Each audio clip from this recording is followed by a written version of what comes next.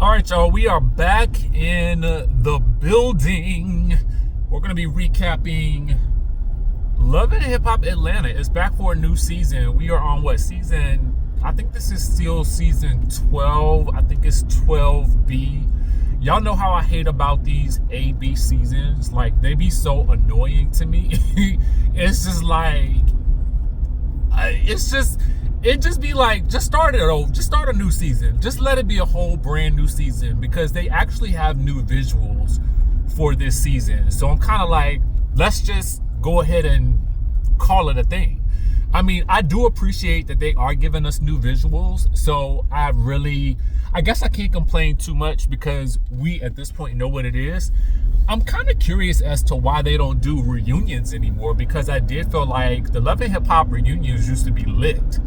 But I guess it's also probably a way where they don't really have to pay the cast, you know, for an extra couple of episodes, and they can just kind of keep things moving storyline wise and not really give us a lot of explanation, right? Because really, how are you going to explain Amy Luciani just suddenly, I mean, no longer interested in Scrap and in this new relationship with Royce's ex, okay? Like, because for some reason, like, I don't think we're going to see him on Love and Hip Hop. So what is Amy really going to be doing now besides being a supporting character at this point, right? Because I'll get into that in a second. If I had to rate this episode on a scale of 1 to 10, I'm going to give it, I kind of rate different shows on different scales. So for a Love and Hip Hop episode, I think I'm going to give it like a 9.9. It's almost a 10. And I'm trying to I'm trying to figure out what's preventing it from being the full 10. And I don't know what that is yet.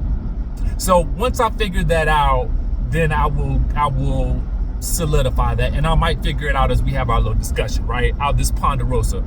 Before we dive in, listen, make sure you guys have subscribed to the channel. Make sure you guys like this video if you like reality TV related content, and be sure to follow me on Snap.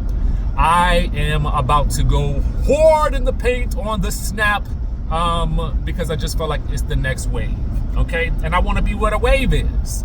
So if you're not on Snap, you probably need to get on Snap, because it's going down on the Snap, right? So now that we've gotten that out of the way, also be sure to get my books, The Wickedest Wives. It's reality TV murder mystery kind of like series or whatever, and you know, it's sexy, it's fun. It really does give you a behind the scenes look at, you know, a reality TV show mystery, right? So anyway, those books are on Amazon.com, so you guys can leave a review if you like. Now, let's get into the episode itself.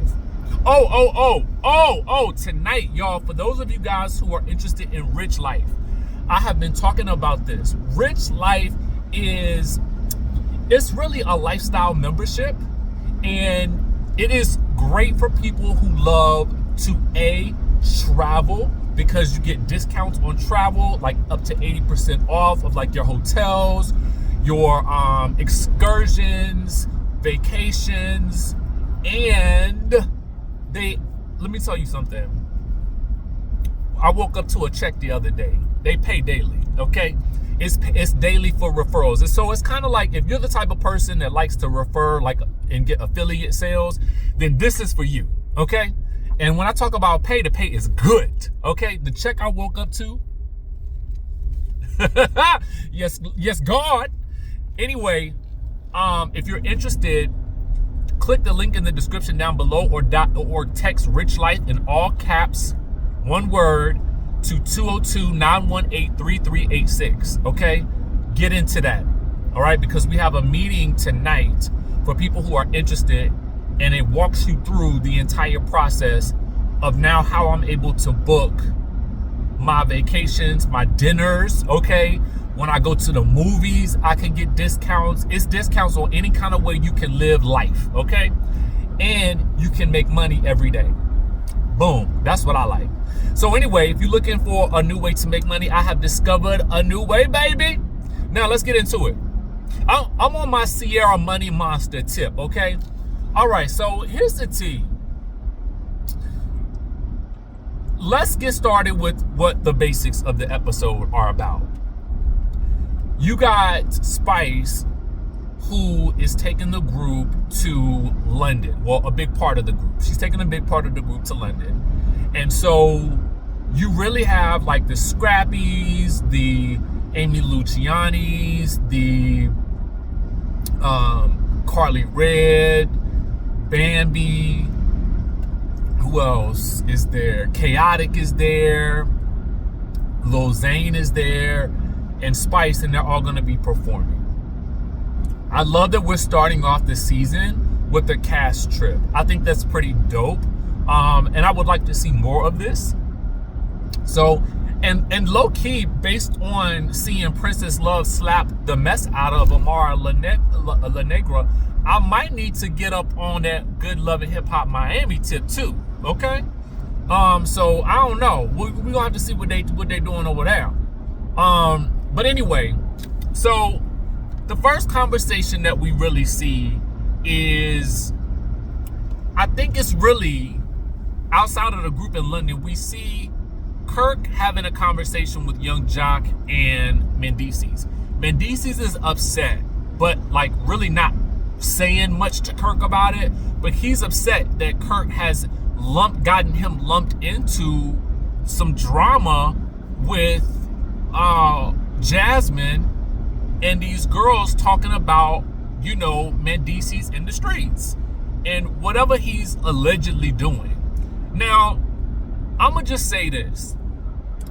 A lot of Mendices' problems probably could have been resolved with him just simply wearing his wedding ring.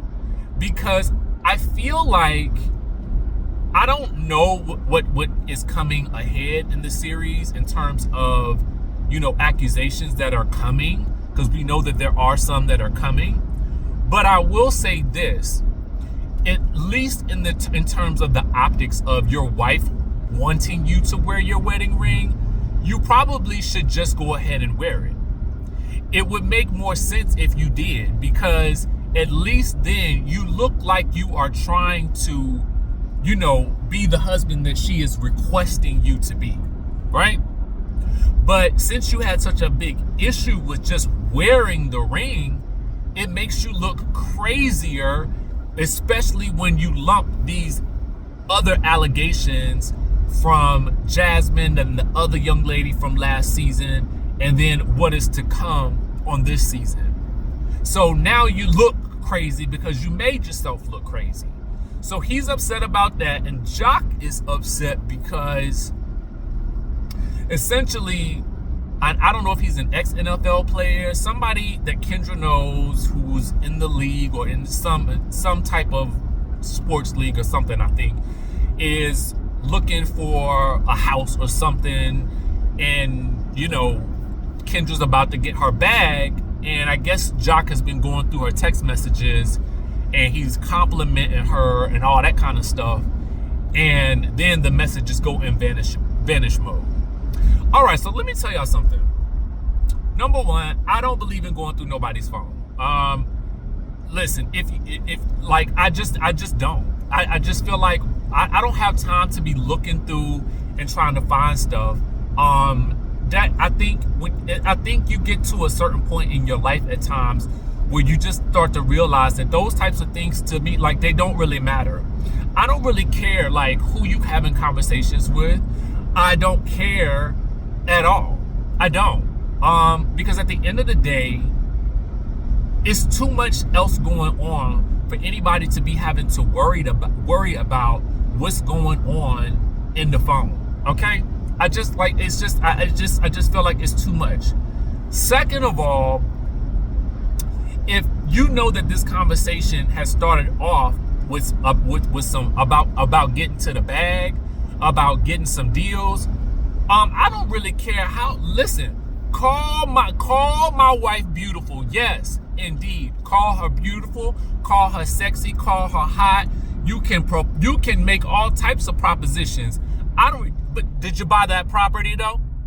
Did you buy the property? Because at the end of the day, at this point in time, this woman then fought tooth and nail to be with Joc, despite the amount of times that, you know, she's had to go off on him, or, you know, something crazy has happened. I mean, she's due for some man to be like, you know, telling her she looked good and whatnot. I mean, at the end of the day, like, she deserves it, you know. And to be honest with you, I kind of feel like this. You know, you got a hot woman, okay? I mean, the people supposed to know she hot. Let the people let her know. Cause as long as she closing deals, she adding value to her business. And I'm sorry, but I don't see the problem with it. I really don't. Not in this situation with these two individuals, I don't. Because she's already been through quite enough. But anyway, he's gonna confront her when they get to Chicago, because he's going to Chicago with Yandy and them, because they're gonna go do some stuff for the Democrats. Now, we ain't do enough, but I'm not talking about nothing about politics on my channel no more, because I just know better now. So anyway, y'all already know how I feel anyway, so what's the point? So when he does confront her after they've gone and done the thing, which I appreciated them still showing despite where we are right now. And I'm sorry about the light, y'all. Like, I can't really do nothing about it. I had to, if I wanted to do another car review, I had to come out at this time of the day, and this time of the day, the sun be acting funny, right? So, I mean, I'm giving what I can give, and the light is just gonna have to light. All right, I'm still here. So he does confront her about it, and she's like, "You've been going through my phone or whatever." And he's like, I think, does he admit to it? I think he does. But he wants to know why these messages going into vanishing mode. So she don't really get into that. She basically just claims that she's about getting her coin, and that's really the bottom line for her. Either you trust her or you don't. And it's probably hard for him to trust her, because this behavior probably, it could seem familiar to him. I don't know. But 9 times out of 10, the person that, if you're concerned about, or if cheating's a big thing for you, and you have been the person who has been doing it, you probably are going to be extra worried about the other person doing the same thing. Like, but I do feel like when you get married to a person, especially when, as they have, you know, now they are arguing to the point where he's like, well, let me break you on down. I don't really like that level of like arguing, because why am I trying to break you down if I'm arguing with you? I do not. Let me tell you one thing I can't stand. I can't stand when somebody is arguing with you and their goal is to rip you to shreds, especially if you're in a relationship. I feel like we should be arguing it. Like, I can understand arguments happening because they're going to happen in any relationship like that. But shouldn't we be arguing to resolve? Or I can understand if somebody's arguing to be heard. But when the person takes the argument to the place where, let me break you down, and she's like, you ain't gonna break me down. You can't break me down, okay? And quiet as it's kept, I mean, he probably can't really break her down, because, you know, they done been through HE double hockey sticks and back at this point. So then they both, I don't know if he starts hollering about a divorce first, and then she say, you know, go ahead and do it. I can't remember who said what. All I remember thinking was, if y'all was gonna divorce, y'all would have been done so by now, okay? Every season y'all go through something that brings y'all to the brink of divorce, and I feel like this: if you keep speaking divorce over your relationship, whether you plan for reality TV or not, then you are inevitably calling divorce into your life. Now, I know, again, this is reality TV, so some of this is likely for show. But again, I say to you, you gotta like call into your life the things that you really, really want. And I'm not one of those types of people that believe that say things that I don't mean when I'm angry. When I'm angry, I'm angry. That's it. But I'm angry about the topic. I don't go off the handle and say evil and vile things just because I'm upset or angry. I am not that type of person, because guess what? Those words that cut like that, they never leave a person's psyche. They don't. They those words like that, when you turn an argument that into something lethal like that with somebody that you claim to love, that those words, they stick around. They stick around. And the person that says them so cavalierly is and then expects to everything to be okay afterwards. I'm never gonna forget that you said those words, right? I can forgive you a lot of your actions because sometimes people are imperfect, right? But if you are purposely saying something that you are intending to hurt me, and you say that you love me, no, that doesn't work for me.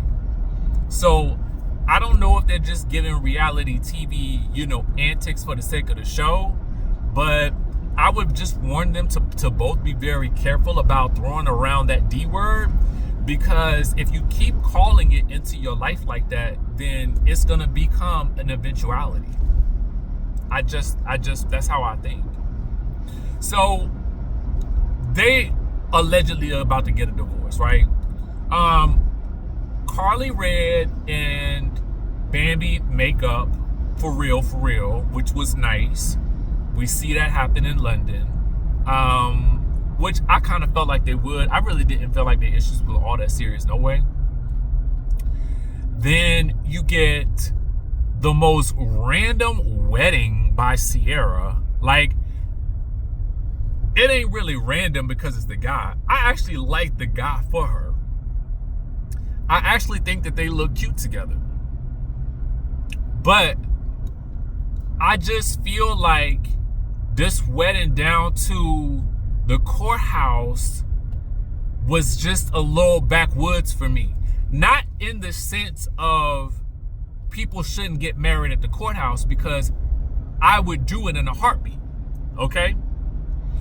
But it was just something about the way that they filmed it that just seemed like I was watching Judge Judy. I can't really say for certain what it is. It's something about the way they filmed it. And then for Sierra, who's so money monster, running around with bows in her hair, it's just something about that it just don't match her persona to me. It just don't. I really, I feel bad for saying it, but it really don't match her persona. Like, I don't feel like it's just giving me weird. Like, what is it? Like, I don't know. Is it me? Am I being judgmental? Because I could be. Like I said, I don't have a problem with her getting married at the courthouse. That's not it. I think it's just that, it's weird that it was just this ceremony where none of her friends was around. Like, I don't know. It just felt off. Anyway, she's still beefing with her family, which seems like the never-ending story for Sierra. Girl, just at this point in time, just emancipate yourself from that family and keep it pushing, because I don't know. I just feel like they don't like you, you don't like them, and I'm over it. It's been seasons upon seasons of this madness. It's given Teresa and Joe, and to be quite honest, it's given the audience don't care no more. So the biggest moment of the episode comes when, side note, I don't really understand Lil Zane's purpose on the show, other than I think he's trying to be like a middleman between Scrappy and Khaotic. Scrappy seems oddly hyped up over his beef with Khaotic. Khaotic seems is giving very much like, I don't really care about this Negro no more. I'm just here to collect my check and make some more coin. I don't need this dude in my life. And that's that. That's what it's given for Khaotic. And to be quite honest with you, I don't really blame him. You know, I just feel like it's difficult to work with somebody that don't want to work. And it seemed like Scrappy just didn't want to do the work. So I get it. Take him off the YouTube page. If you ain't showing up, all right, cool. But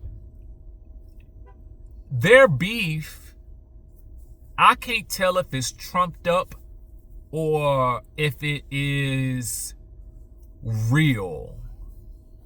But what I can say is that at the table, it's a dinner table, and, you know, we've just had a performance by, you know, a UK artist, and Lil Zane is flirting with the girl that's like Spice's friend that's kind of hosting them.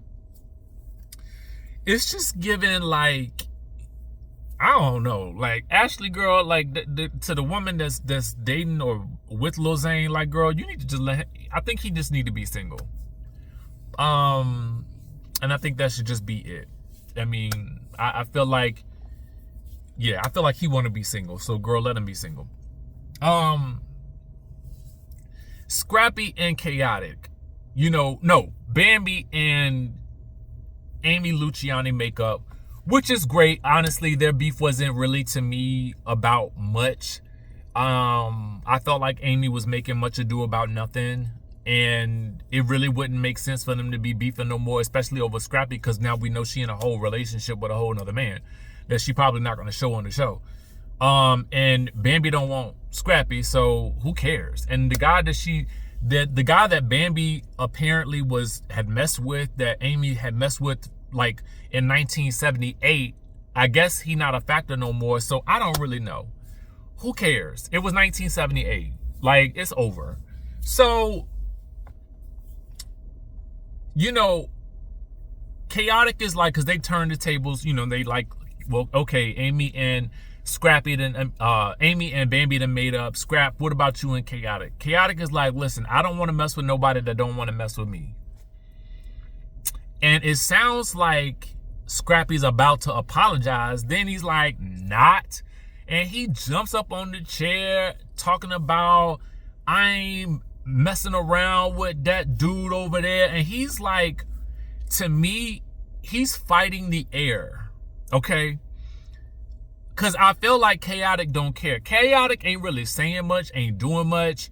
Khaotic is very much given, you wait until you get in front of the cameras to do this. But if you had a problem with me, you could have been squared up. You know what Dr. Contessa say, square up, ho? You could have been squared up. So why are you doing all of this in front of the cameras? It gets to the point where Scrappy even throws a glass or something. It looks like it hits Amy.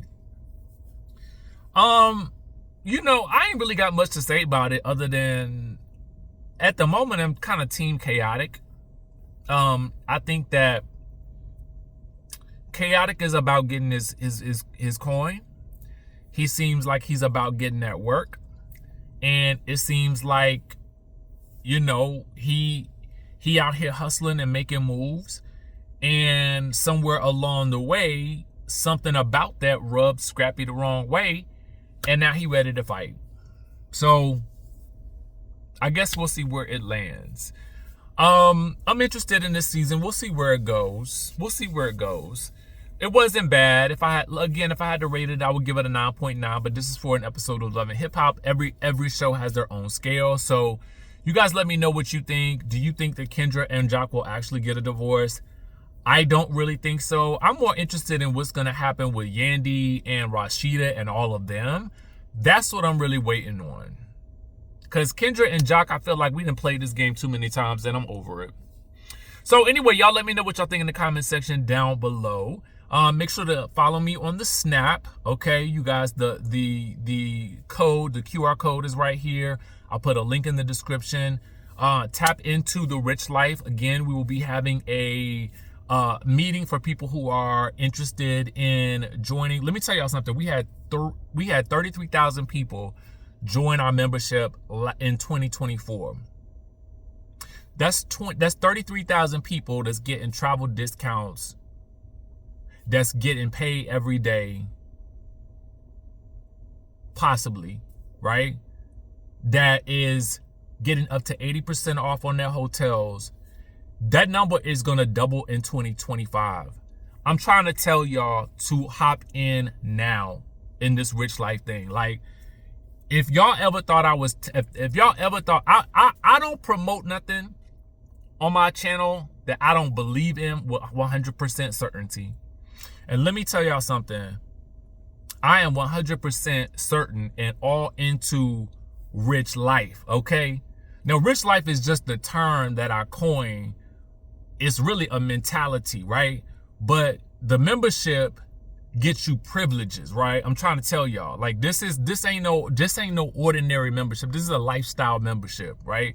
So this is how you live your life. This is if you like to go to the movies, if you like to go golfing, if you like to go bowling, whatever your zhuzh is, if you are a foodie, we got something for you. You can get discounts in all these different areas, right?